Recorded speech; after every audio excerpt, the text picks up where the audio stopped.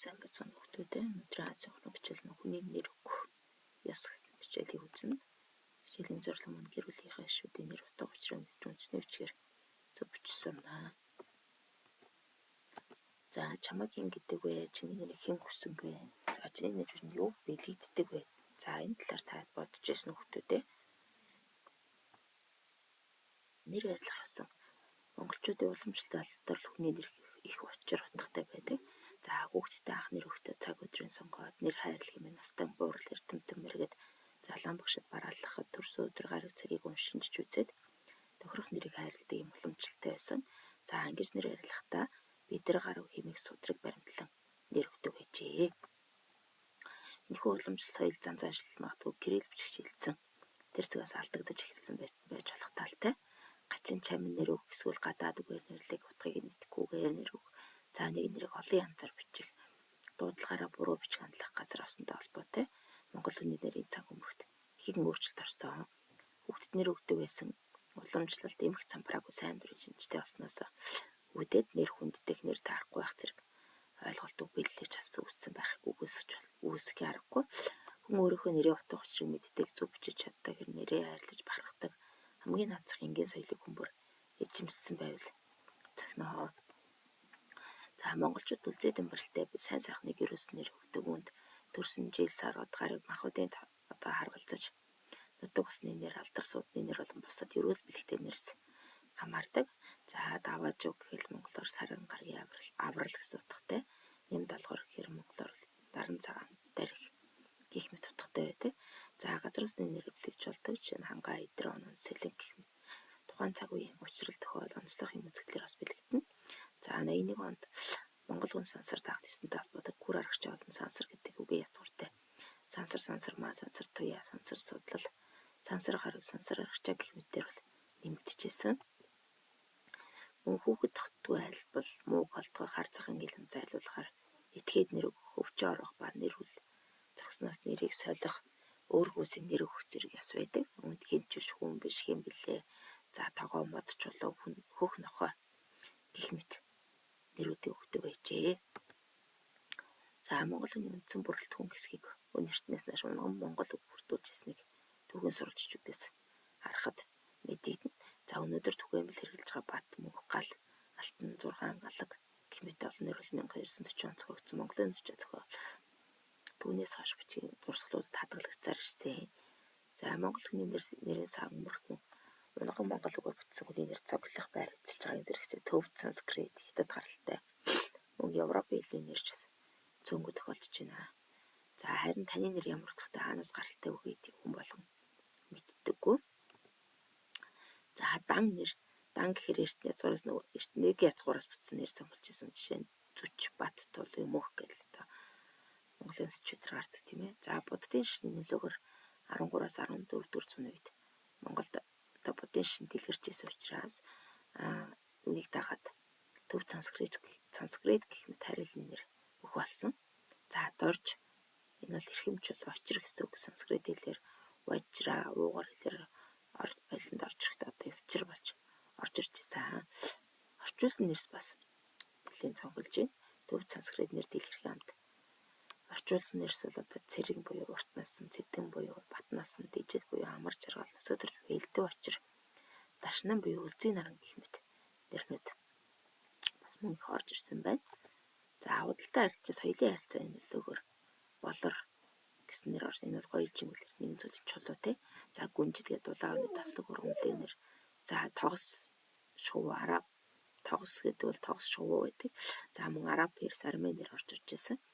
За улс төрийн нөлөө манжин шээлийн нөлөөгөөр сэлэнг, агдан, ичингэ, галдаа, гүрэн зэрэг манж нэр. За 20 дугаар зуунд Оросын нөлөөгөөр Ёлк, Март, Сесэр, Юра хэмээх Орос нэр бол харьцангуй Орос нэр бол одоо бусад нэрүүд харьцангуй цөөхөн орж ирж байсан боловч одоо тухайн үеийнхээ нийгмийн тусгал болж бас нэвтэрч орж ирж байсан. За нэрээ зөв бичснээр утга билэгдэл бүрэн илэрс тэрхүү нэрээр зөв дуудах суурилдаг. Буруу эцэс бол нэрийн утганд тис ондооч болдог. За саран гараг, од гараг, мягмар гараг гэх зэрэг нэрт орсон гараг гэдэг бол одоо өдөр гараг хэмээн бичих ёстой байсан. Энэ дээр бол гариг хэмээн буруу бичих хэвсэс л тус нэрийн утга өөрчлөгдөд байгаа. Учир нь нохой одоо баахыг гарих, шээхийг сарих гэх мэт одоо тухайн баасыг одоо гариг гэдэг. Ийхүү утга болон бичлэгийн алдаа гаргасан тухайн нэрийг гутаас нь доромж утгатаас нэр үүссэн байна.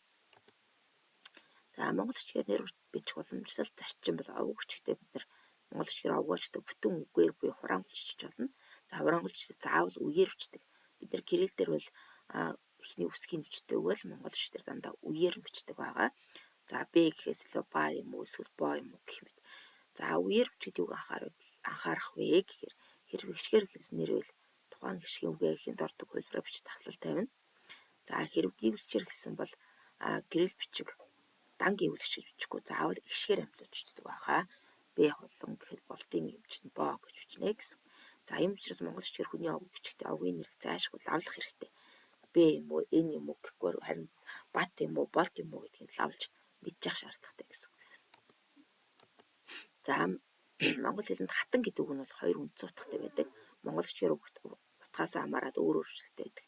За нэг нь хат гэсэн язгуураас гаралтай хатуу гэсэн утгатай. За уян хатан хэмээхийн эсрэг утга байна.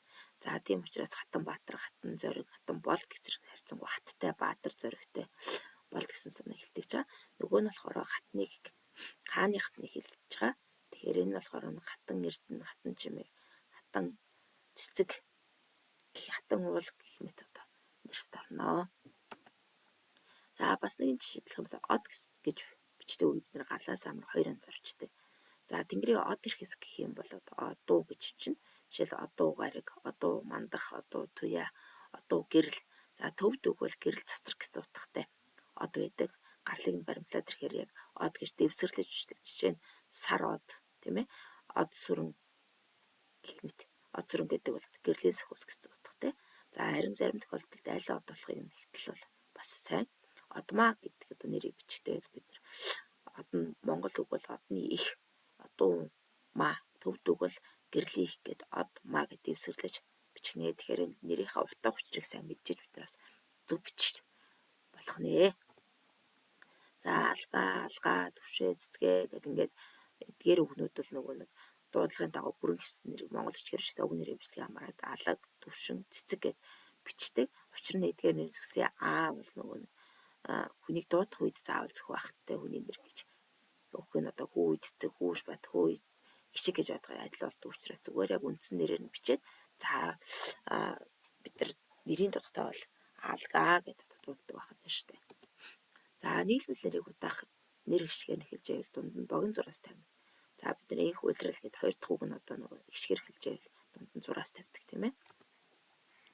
За санскрит хэлний гаруда буюу ертөнцийн дөрвөн хүчний нэг гард шувуу бэлэгтэн хүссэн нэрийг кириллээр гарит зөөлт тэмдэгтэй гарууд гэцэрээр дандаа дуудлагаараа олон хэлбэрээр бичдэг бол монгол бичгээр бол ганцхан хэлбэрээр бичдэг. Гарууди.